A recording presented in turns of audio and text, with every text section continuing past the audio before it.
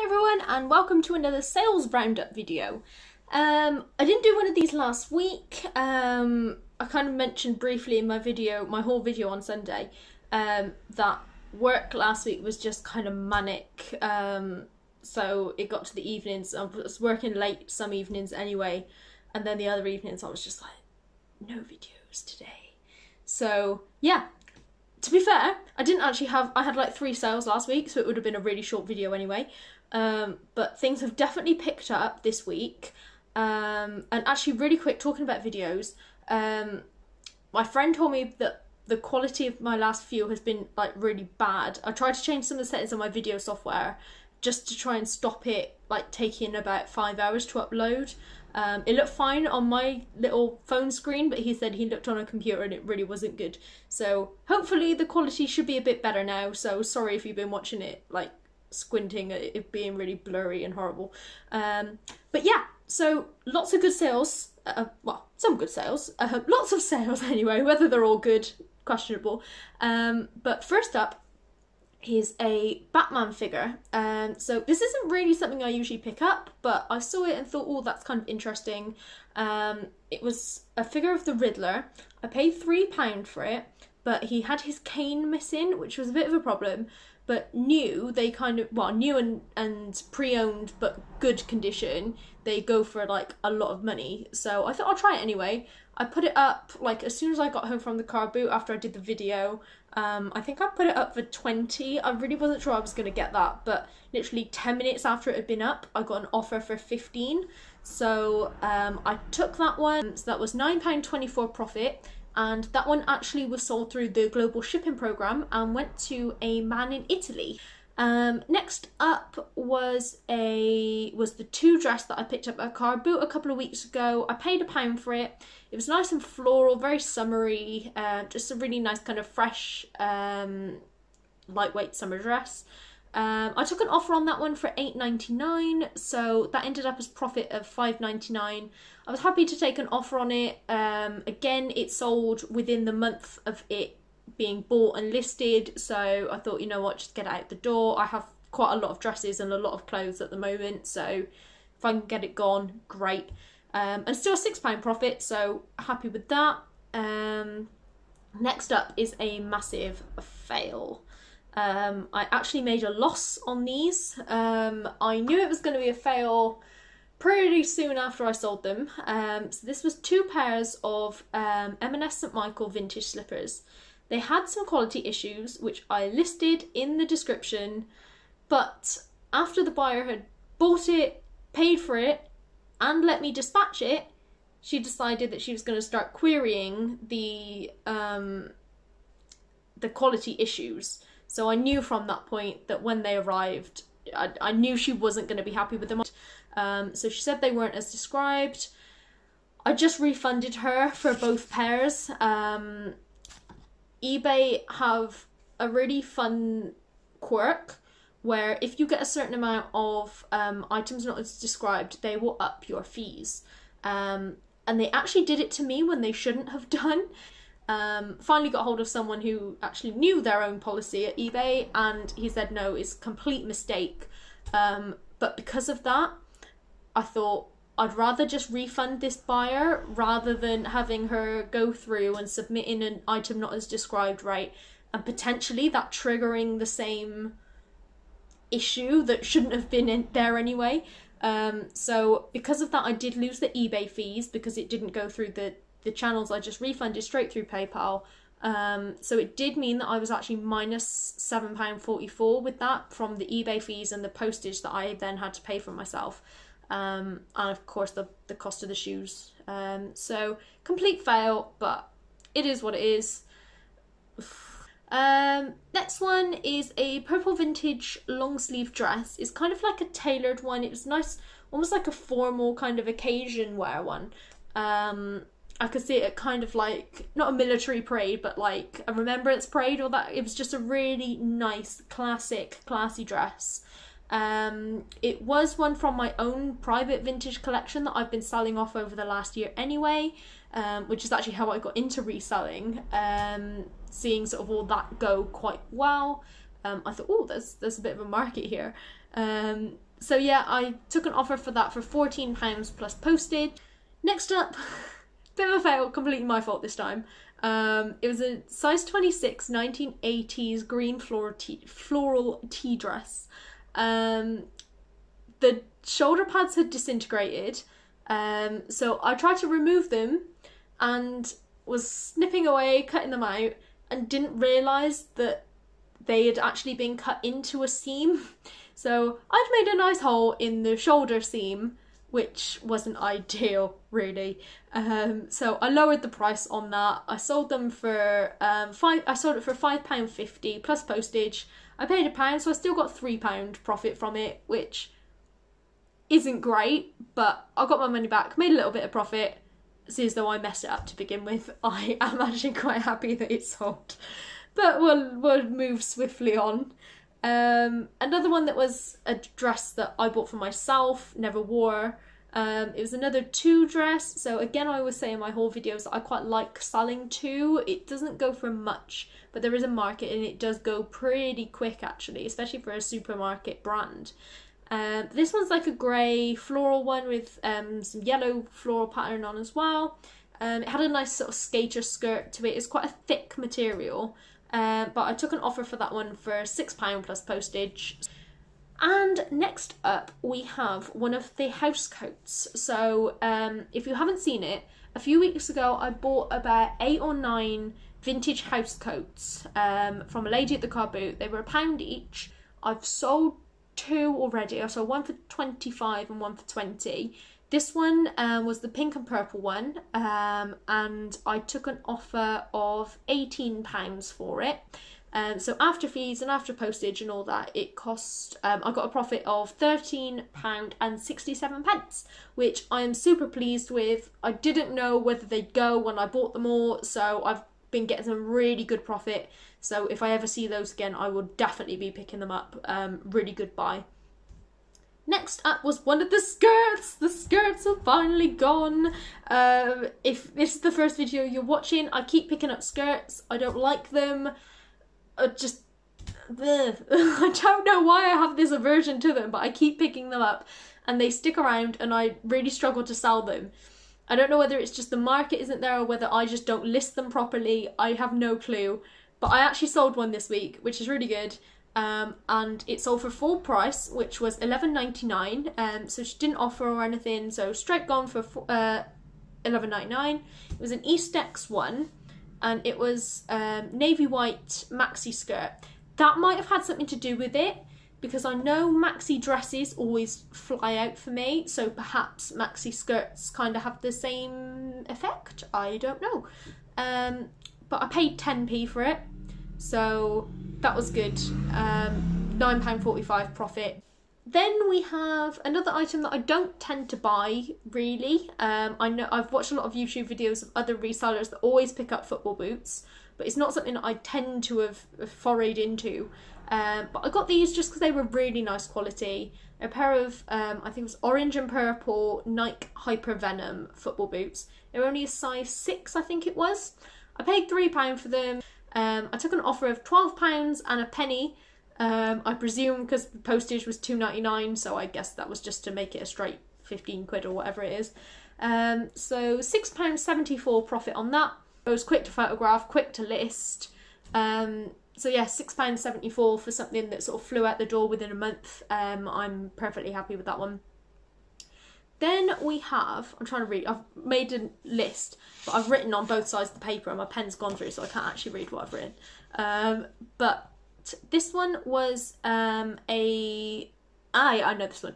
It was a size 18 long sleeve maxi dress. It stuck around a little bit. I bought this one in a bundle in April, and this was the reason, one of the main reasons that I actually bought the bundle, whereas most other things have sold and this one hasn't up until now. So yeah, I need to learn things. I don't know, I haven't worked out like the cost per item just because I am already in profit from the bundle. So I've got £11.27 for this one profit. I took an offer of £14 for it. So £11.27 to add into that bundle profit for there. So yeah, that was good. I'm glad it went. I thought that would sort of fly out. This this one is an item, again, that I'm selling on behalf of somebody. It's a Colorado Rockies t-shirt. I've got quite a few that I'm selling on behalf of someone that's kind of American baseball or American football t-shirts. I've already sold a couple for him, so they definitely seem to have a market there. I think I've sold some New York Giants ones, Texas Rangers, I think I sold one, and Kansas City Chiefs. So that's certainly going to be something that I'm going to look out for at Car Boots. This one went for £12 plus postage. So yeah, there you can get if you can get them cheap, I think that you can get a good markup on them. Next up is a sale that I just made today.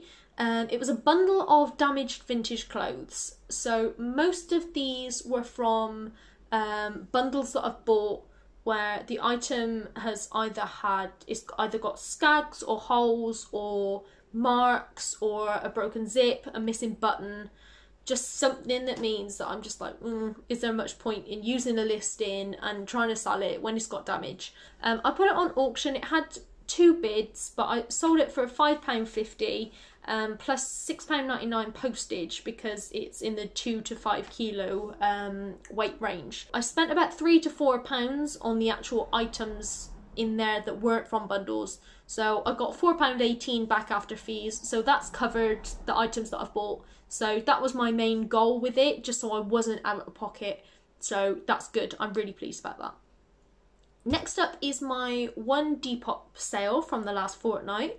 It's an M&S St Michael tea dress. I always say that I really like selling M&S St Michael. It doesn't fly out, but there is a market for it. Like, it's quite a well-known, popular vintage brand. And this one was just a really nice blue one. I think it had a belt with it, sort of some ruching, I think it had. I sold that for £19.99, including shipping. I bought it for 50p at a car boot, so really good profit and return on investment on that one. I got £13.71 profit. Vintage sales. So I've done really well on Vinted this last fortnight. A bundle of 3 went today. They were all size 30 or 32.